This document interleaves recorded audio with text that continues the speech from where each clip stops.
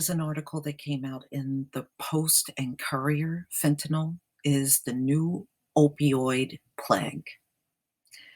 September 25th, 2018 is when this article came out. A record number of people died from opioid overdoses in 2017, but a closer look at the statistics point to another troubling trend.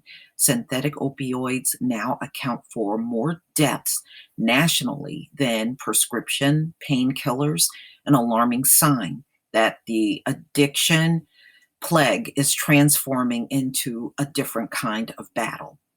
Preliminary figures show that 748 people died from an opioid overdose last year in South Carolina, a 21% increase from 2016.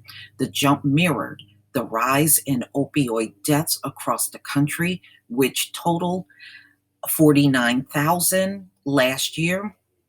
Fentanyl overdoses in the state increased to 362 last year, capping a whopping 432% spike from 2014 to 2017, a trend also seen nationwide. Heroin-involved overdoses have risen sharply as well. The Post and Courier, Mary Catherine Weiderman, reported. Okay, so this is not really shocking. We have heard that fentanyl deaths are going up, and it is nationwide, you know, and it's still flooding in here from China. In an effort to reduce the number of deaths, the government has focused much of its attention on overprescribing of painkillers. That's helped cut the number of deaths from prescription opioids and reduce the number of people who say they suffer from addiction. Those are notable successes, but as more opioid abusers were cut from prescriptions, they have sought drugs through illegal means. I told you, why do they act like this is shocking that people are still dropping dead from addiction and all they did was have doctors write less scripts? That wasn't going to change nothing. If you're not going to do nothing about the street drug and all the stuff coming in from all the borders, what good is a doctor writing less scripts? Boy, they really don't get it with their high IQs. At the same time, opioids bought off the streets have become more powerful and dangerous, including some heroin that's mixed with the highly potent fentanyl. This combination of factors have led to a frustrating and depressing result. More people are dying.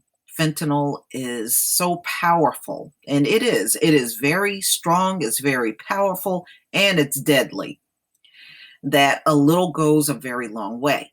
The main culprits are the thousands of poorly monitored Chinese labs that eagerly supply users who shop for the drug online.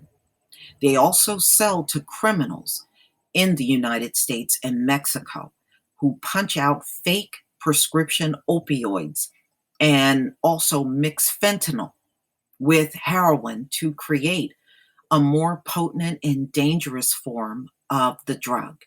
The federal government must press China to increase its regulations of its many drug labs. But see, their drug labs are underground. Even China don't know where all of them are located.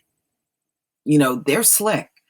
They'll put one address on the package and they'll be at a whole different address. That's how they have done it for a long time.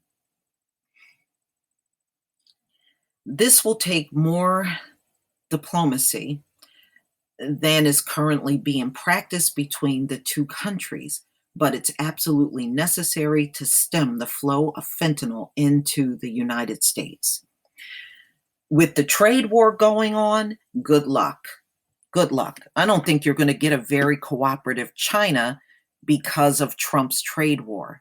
But decades-old efforts to reduce the amount of illegal drugs that make it into the country have shown that there's only so much the federal government can do to restrict supply. The demand for opioids also must be addressed.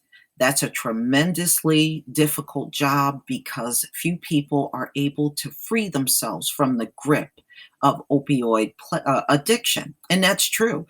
They said the opioid addiction is the toughest one to beat. This is why, out of all of the drug addictions, the opioid addiction is the toughest one to beat. So there you go.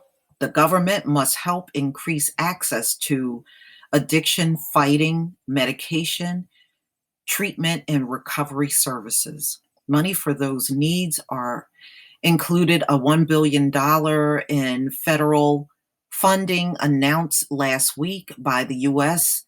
Department of Health and Human Services. South Carolina's share is 20.5 million. Access to medication and behavioral therapy is a two-pronged approach that's proven effective for beating addiction. There's also must be more access to medications to save people who's overdose. U.S.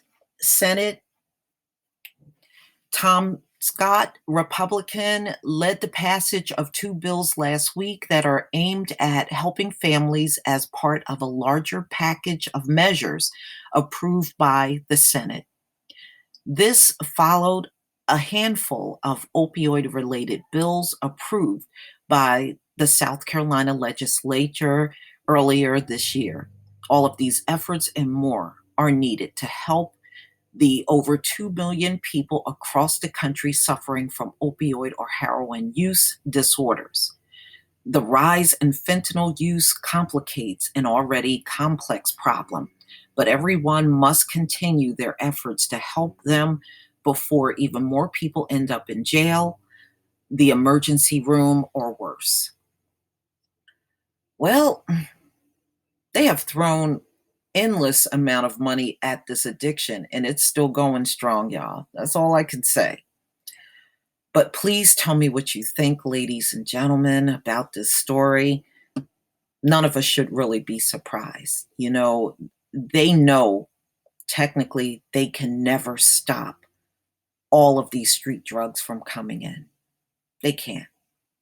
And China has already masterminded other strategies in getting packages in here that don't even have a Chinese label. What they do is they're now mailing the packages to other countries and they get relabeled and then mailed into the United States. So it doesn't even appear as though those packages are even coming from China.